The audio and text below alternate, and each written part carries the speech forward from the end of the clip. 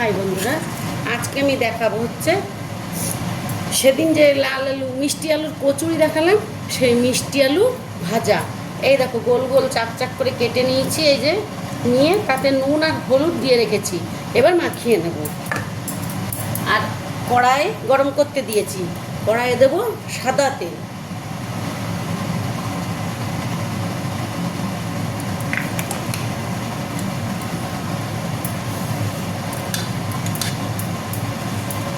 এই যে তেলটা গরম হয়ে গেছে, ছেড়ে দিলাম।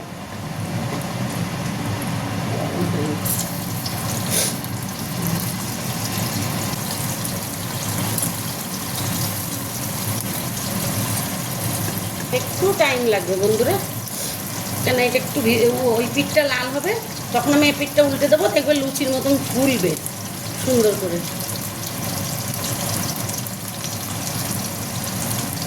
বাড়িতে যাদের বয়স্ক মা বাবা শাশুড়ি শ্বশুর আছে, অনেকেই নিরামিষ খায়। হ্যাঁ, কী রান্না করে দেবো কী রান্না করে দেবো, এইগুলো করে দাও, দেখো সুন্দর খাবে।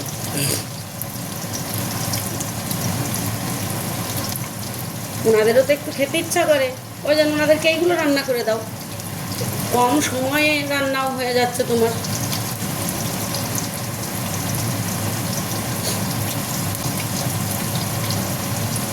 এবার উল্টে দেখবো, এই দেখো ও পিঠটা লাল হয়ে যাচ্ছে।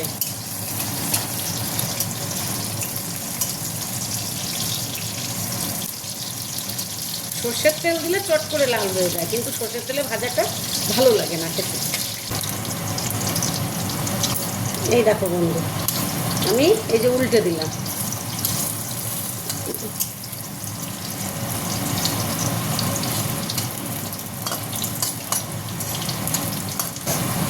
এইগুলো বয়স্ক মানুষরা খেতেও ভালোবাসবে। গরম ভাতে এরকম একটু আলু ভেজে দেবে, একটা লঙ্কা ভেজে দেবে, কাঁচা লঙ্কা, সুন্দর খেয়ে নেবে।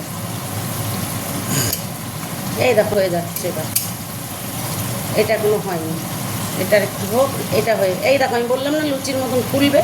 এই দেখো ফুলে উঠছে আমার আলুগুলো, দেখেছো বন্ধুরা?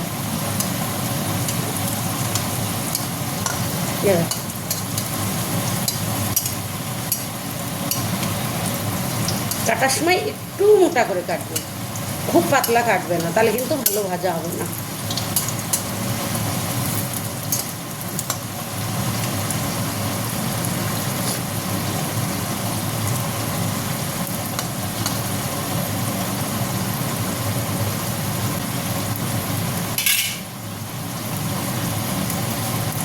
হয়ে গেল আমার মিষ্টি আলু ভাজা।